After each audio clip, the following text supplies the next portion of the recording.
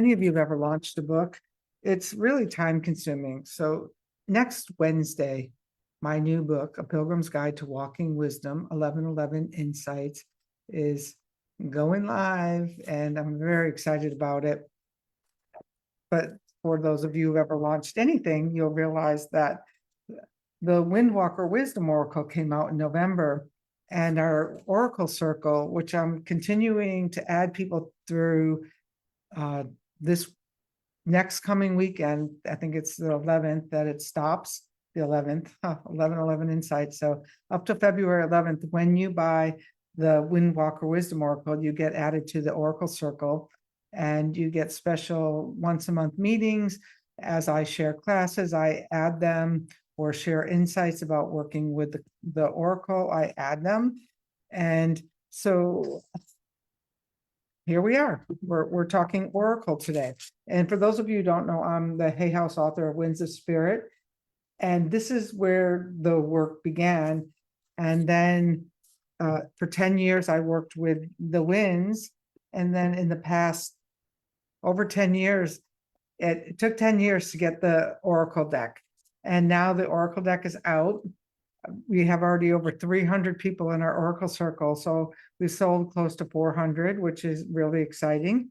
And it's really magical, not to mention the fact that from this book, The Winds of Spirit, I discovered 32 more winds.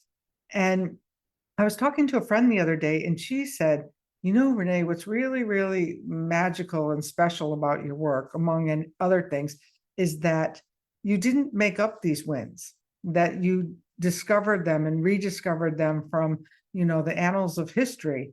And I think that that's really important. And because I've said it so many times, I forget that there's a lot of new people out there who are just finding the wind.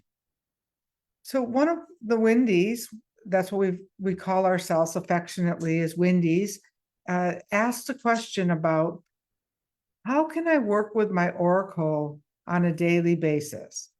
And so I thought I would come here today and give you a few ideas for practices you can do on a daily basis, because hopefully you didn't get the box, look at it, say, oh, those are beautiful, and stick it over in the back corner, never to be seen again.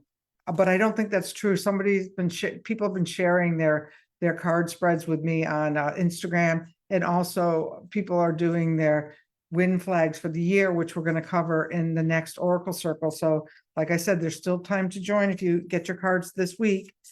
And because I'm going to be at the Conscious Life Expo in LA next weekend, speaking Friday at 4, have a booth all weekend. So if you're at that Conscious Life Expo, please come say hello and introduce yourself. So the Windwalker Wisdom Oracle, how to use it on a daily basis. So there's several practices that are really simple. One thing that I just want to remind you about, when you call upon the wind, okay, when you're calling wind spirit, you're actually calling to spirits and energy. So what you want to make sure is that any of these practices that you start for the day, that at the end of the day, you send the wind home.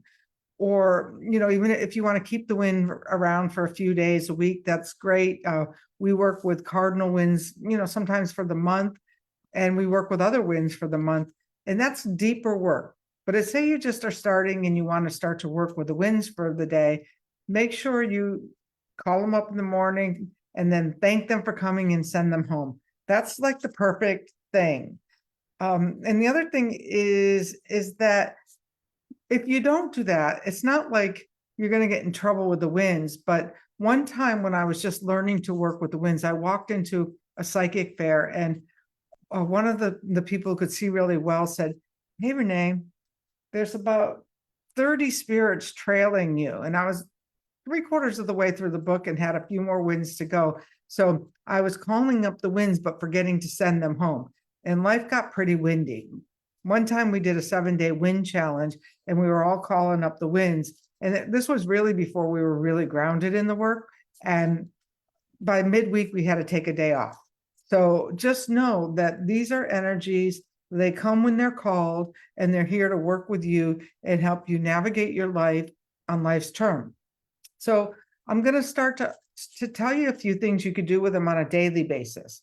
All right. So one of the things you could do is you could ask for morning guidance to set your tone for the day. So what do? You might want to start with your wind breaths. And if you don't have a wind whistles are amazing. But if you don't have a wind whistle, you can use your fingers, because it's a 7-7-7 breathing, which I actually just shared a social graphic on the Practical Shaman wall, which you can find, because I'm not going to go into that right in the moment. But it's basically 7 in, 7 hold, 7 out, and then 7 empty. But when you use your constricted airflow, like the whistle, which has this hole that you blow into it, it helps you, it pushes, it expels the air quicker. Okay. So I'm going to turn on the original sound so you can see that. And I'm just going to do one quick wind breath for you.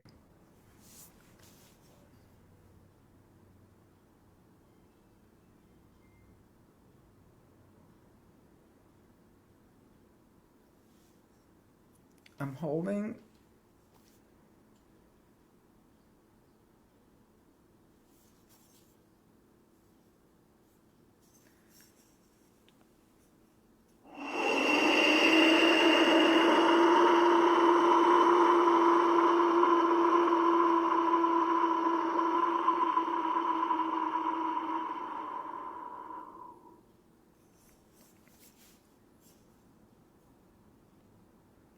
I'm going to stay empty.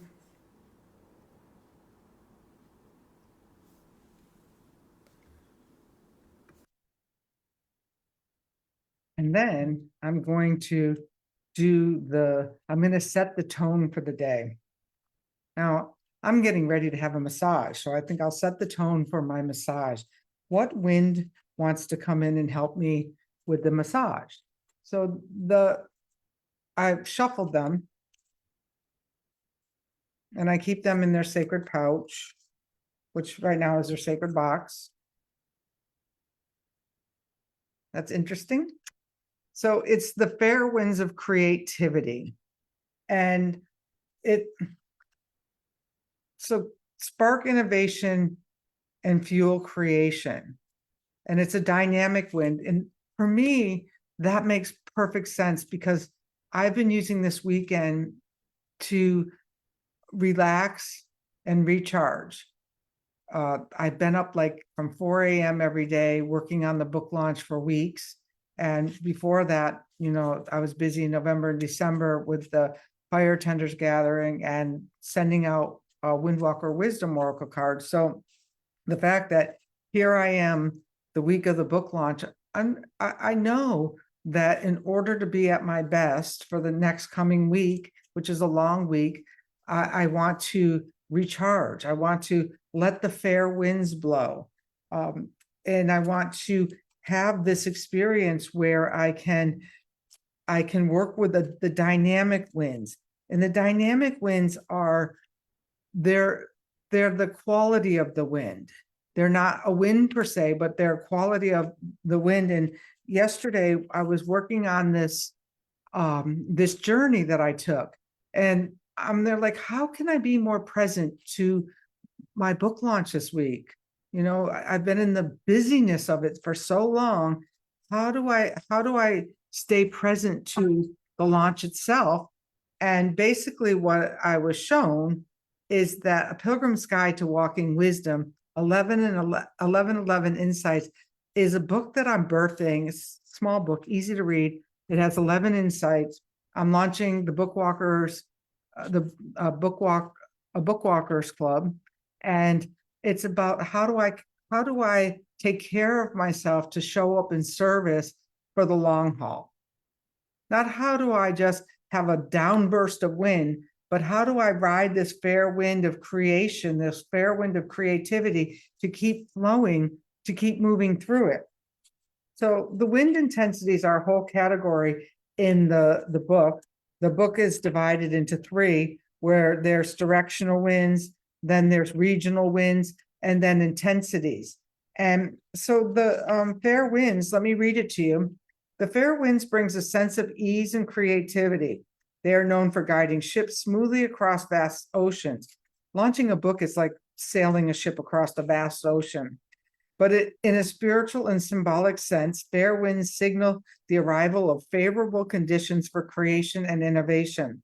These winds lift you, pushing you forward in your creative endeavors and filling your sails with inspiration. Let go of hesitation and embrace the flow of ideas. The world around you is aligned, and the universe is offering you the energy to create something new and meaningful. Harness these winds to fuel your imagination and manifest your vision. Take action while the conditions are favorable, and you will find that the process feels more effortless as the winds of creativity push you towards your goal. And so that's like a perfect win for me for the week. So yes, I pulled the win for the day, but I might like, wow, this is a force of nature that I could use every single day. And so what do I do with that? Well, one thing you could do is you could take the oracle outside and use it out there, and actually take the card out there, take your wind whistle outside and ask to be shown how you can work easier with this guidance, and just sit there if you're tired. The other thing you could do is you could review the wind at the end of the day and reflect, what lessons or insights can I take from today's experiences? How does this relate to the fair winds of creativity? And if you could take a bath, a salt bath, and light a candle and do a gratitude list of how the fair winds came into your life. And then, work with the wind, see what that wind actually feels like. And then the third thing that I'm going to suggest for working with this particular wind, or the wind that you pulled for the day or the week, however you want to look at that, is to use this card in your wind walk. And what does that mean?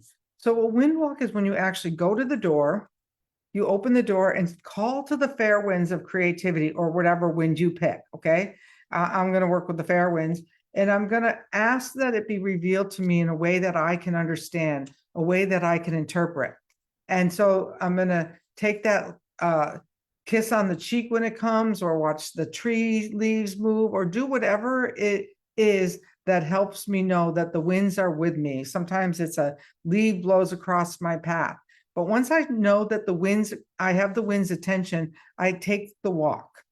And the walk has the same, maybe a new question or the same question, but I don't focus on I focus on the question the whole time during the walk. I focus on my walk. I look at the trees, I say hello to my neighborhood tree, and I just walk.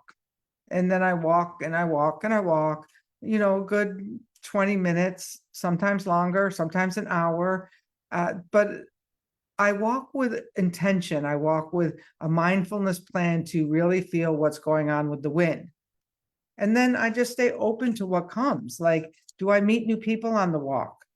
That's a sign. Do I see more dogs than usual? That's another sign.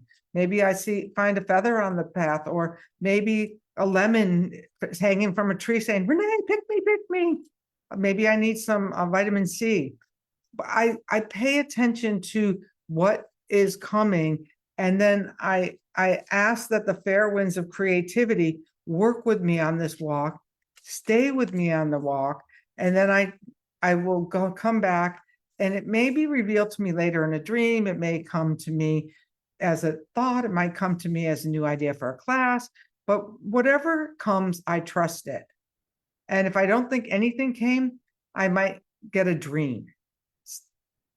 So those are my first suggestions on how to work with the Windwalker Wisdom Oracle, which is this Windwalker Wisdom Oracle, which you can buy over at thepracticalshaman.com.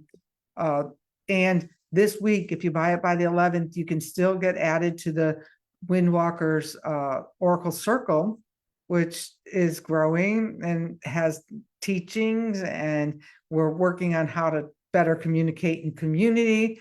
And we're going to learn how to work with this oracle together this year. So if you don't know me, I'm Renee Variable, the Practical Shaman. Please go over and order up A Pilgrim's Guide to Walking Wisdom, 1111 Insights. think you will be surprised. It's an easy to read book. My friend Lori Lothian says it's a cross between the 7 Habits for Highly Effective People and the 4 Agreements. So take a read, see what you think. And if you already have the book or you've ordered the book, make sure you leave a review on it after Wednesday. All right, I'm Renee Barabo, the Practical Shaman, and I'm excited to share my messages with you. And we'll talk to you soon.